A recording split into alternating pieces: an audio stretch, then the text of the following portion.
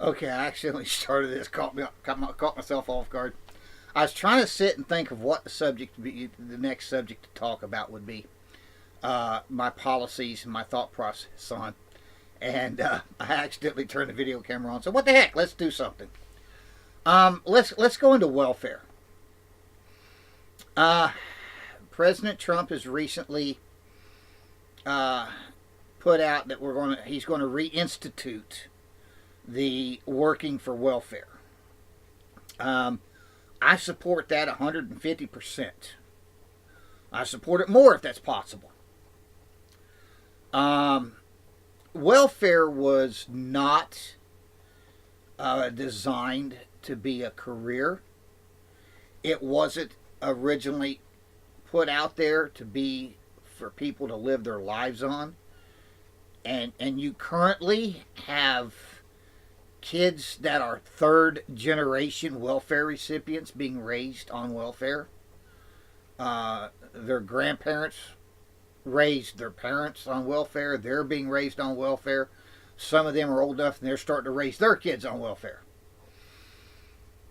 You have people in this country too freaking lazy to do anything else but sit on their freaking fat lazy butts and live off the taxpayers' dollars. And I have issues with that.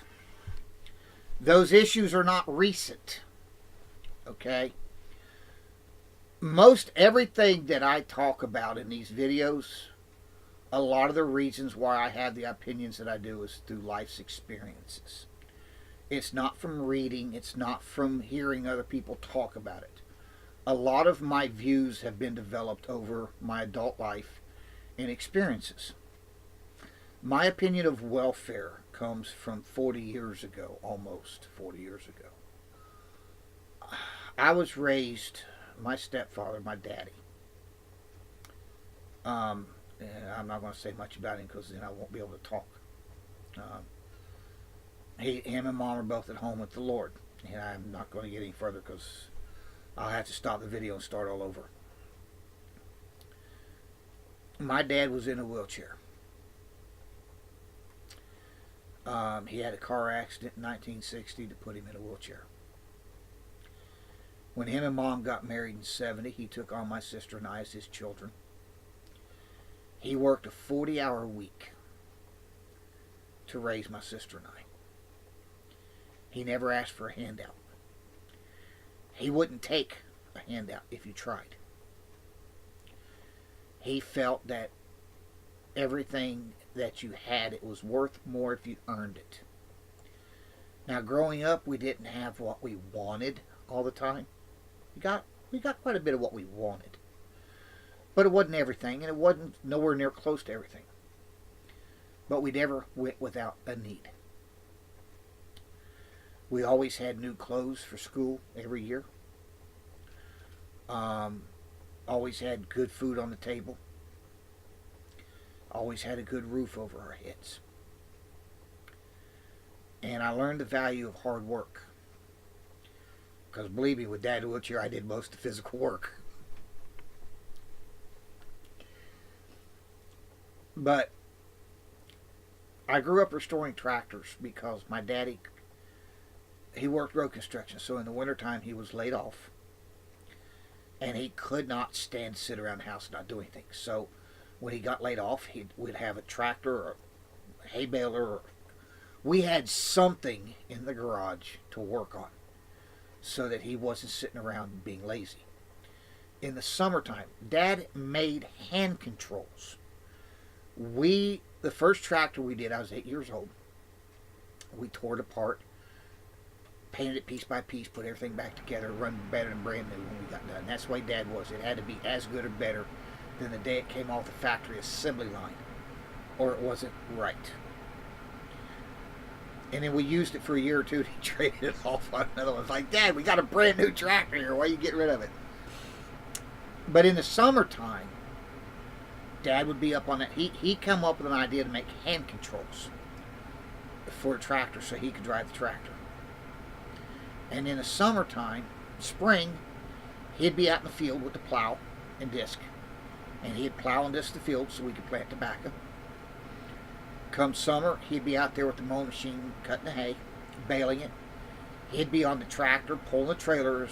We were throwing hay bales up on the trailer, taking it in the barn. Because Dad would not sit at the house and watch us work. It wasn't the way he was. In high school, I got a job working at the grocery store, bagging groceries, Prather's IGA in West Union. And I learned a lot of good things from Chase.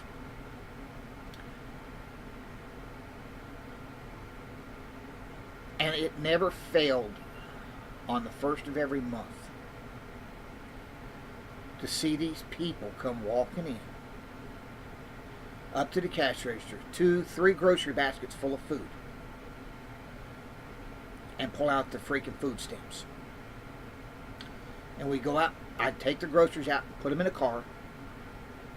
As nice, sometimes even better than what Mom and Dad had. And I look at these folks walking around here, and my daddy's in a wheelchair. And he works for a living. So mind you that I have no issues with anybody that gets on welfare having to work for it. I believe that's the best thing in the world they could do. In that same experience in my life, I know 2 people who's been on welfare. And it was for the reasons that it was meant to be. A young lady I knew when I was stationed at Camp Pendleton. Her and her husband had got divorced. She had 2 young children. She had a high school education, but nothing better than that. And Southern California is not a cheap place to live. She didn't have the skills to get a job that could afford her the ability to take care of her children. And he wasn't paying child support or nothing else. Matter of fact, he was a pain in the butt. And she went on welfare because it was the only means she had to care for her kids. But welfare, and I don't know if they still do or not, that's something I'm going to look into, had a program where they would help pay for a college education. And she used that program to go to school full time and become a nurse. And you got off of welfare. See, folks, that's what welfare was originally designed for. It was set up as a hand up, not a handout. A fella I worked with at my company, when he was a little boy, he told me a story that when he was young, him and his brother were young, his mom got in a bad predicament after becoming a single mom, that she had to do the same thing. And she went out and got her work and job, but it was a point of them having ability to have food on the table until she could get herself in a job that she got off of welfare. I commend both of those women because they did what was right. They looked out for their family, but they did what was right. They didn't do it because it was the easy way out. They did it because it was the only way they could provide for their kids. But it wasn't a lifestyle. It was a means to an end. So having people, and I'll tell you this, it's not just working for welfare, but drug testing. There's several states that have started to implement rules that you have to pass a drug test to get welfare. I believe that we should make that a federal thing. I also believe that we should make it federal, that everybody has to work. And you earn your welfare. Alright, so your welfare payments is a part of your income for your work.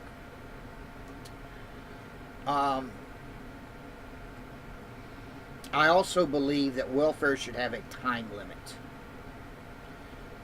real quick, let me rescind here to something. Backtrack that when I talked about the education part. If welfare does not still have that program, I want to re-implement that program where you can go to trade school or college paid for by welfare in order to gain a skill that gives you a job capable of getting off of welfare. I believe that would be extremely important. But I also think that welfare should have a time limit. And that time, I don't know, 5, 10 years at the most, until you can find a job, but you have a time limit. You don't just get to sit around and hang around on welfare. You got to go out and actively look for it. Now, folks, don't get me wrong. This isn't for everybody. All right? If you apply for welfare, you should have to take a physical exam. The physical exam is to determine, are you physically capable of working? That doesn't mean being able to go out on a road construction crew and run a jackhammer all day. All right? Are you physically capable of sitting in an office and running an ink pen? Okay? Are you physically capable of being able to perform a job that would give you the opportunity to get off of welfare? Okay? That's all that matters. Also mentally. You know, you have some people who are mentally incapable of working. Depression, bipolar. Some of these cases are so severe that people are unable to work. That's different.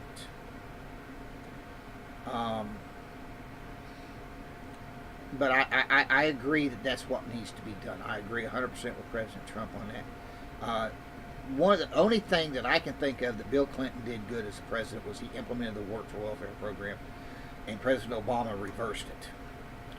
All right, and President Trump wants to re-implement it, and I'd like to go to the Senate and actually implement those changes to the program. It's going to cut down. I'll tell you this, and this just really totally disgusted me. A couple years ago, in the summer, it was in July, Fox News had a article on one evening about welfare.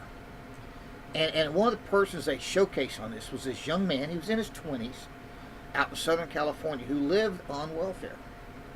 Now, he didn't have a residence. He actually crashed at his friend's house, whoever would let him crash there for the night. They would stay up half the night, go out chasing girls at the clubs, sleep in late in the morning, get up, and he'd go surfing half the day, and then he'd go out and chase baits. But he bragged about the idea that he took his EBT card in and bought steak and lobster and all this other stuff and shared it with his friends because they let him crash it. Why do you think they let him crash at their pads? This dude's bringing them steak and lobster, okay? And at the very end of the whole the documentary that they showed, the guy that was reporting to doing it, he asked him one question. He says, "When do you see yourself getting a job?" He says, "Never. As long as I live like this, why do I want to work?" He's a poster child for the need for welfare, and a time limit on welfare. And it's not just him, folks. There's literally millions of people in this country today that's like that. So yes, and you understand where my bias on welfare comes from. So we need welfare reform, and that's what I want to do. Thank you very much.